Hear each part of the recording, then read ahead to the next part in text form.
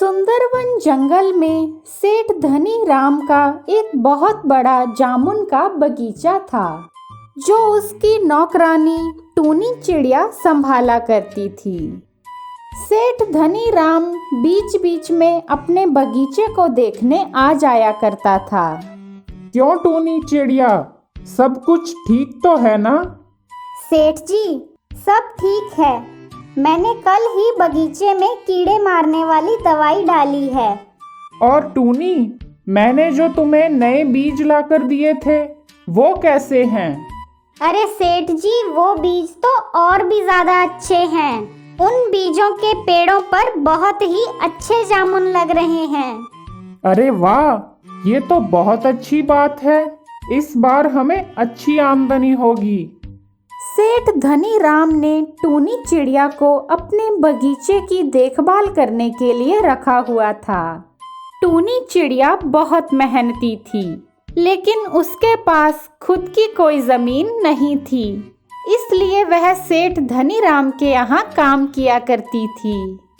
एक दिन की बात है, जब सवेरे सवेरे टूनी चिड़िया बगीचे में पहुंची तो उसने देखा कि बगीचे से बहुत सारे जामुन के गुच्छे गायब हैं। अरे ये क्या? कल तो मैंने यहाँ पर बहुत सारे जामुन के गुच्छे देखे थे और आज ये कम क्यों लग रहे हैं? कहीं मुझे कोई गलतफहमी तो नहीं हो रही? खैर छोड़ो, शायद मैं कुछ ज्यादा ही सोच रही हूँ। टूनी ने इस बात पर कुछ खास ध्यान नहीं दिया और अपने काम में जुट गई। 7 बजे तक अपना काम खत्म करके वो अपने घर चली गई। अगले दिन भी यही हुआ।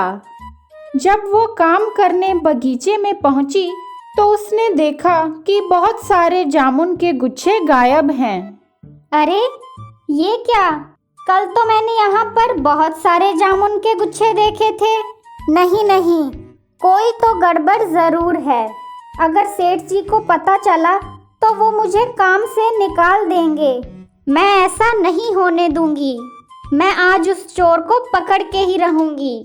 टूनी चिड़िया ने ठान लिया कि आज वो जामुन चुराने वाले को पकड़ कर रहेगी।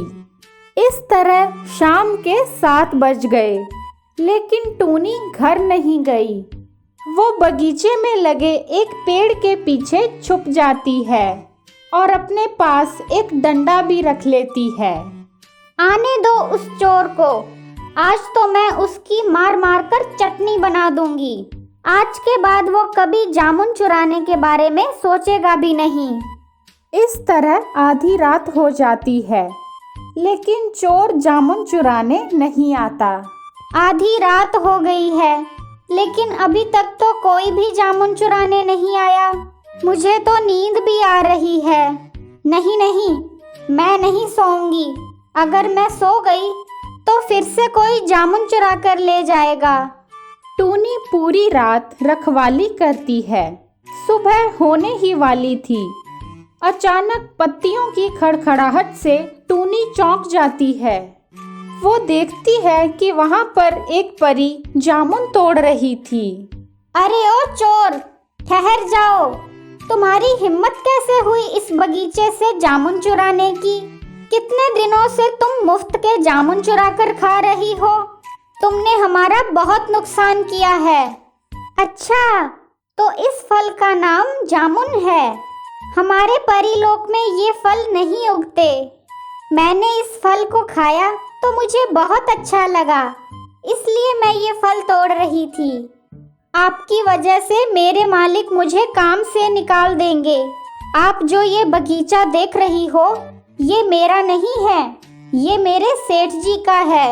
मैं तो इस बगीचे की देखरेख करती हूँ। अच्छा, तो ये बात है। मुझे माफ कर दीजिए, मुझे ये बात पता नहीं थी, पर मुझे ये जामुन बहुत पसंद हैं। क्या तुम हमारे परीलोक में इस जामुन की खेती करने में मेरी मदद करोगी? टूनी उस परी की बात मान लेती है। तुम ये बीज ले जाओ। ये जामुन के बीज हैं। इन्हें अपने परीलोक में बो देना। समय समय पर इसमें पानी डालते रहना और इसकी देखभाल करना। कुछ ही दिनों में उन पेड़ों पर जामुन लग जाएंगे। फिर आप जितने चाहें उतने जामुन खा सकेंगी। फिर वो परी टूनी को सोने के सिक्कों से भरा हुआ एक घड़ा देती है और उसे धन्यवाद कहती है। टूनी उन पैसों से सेठ के नुकसान की भरपाई कर देती है और खुशी खुशी सेठ के बगीचे में जामुन की खेती करने लगती है।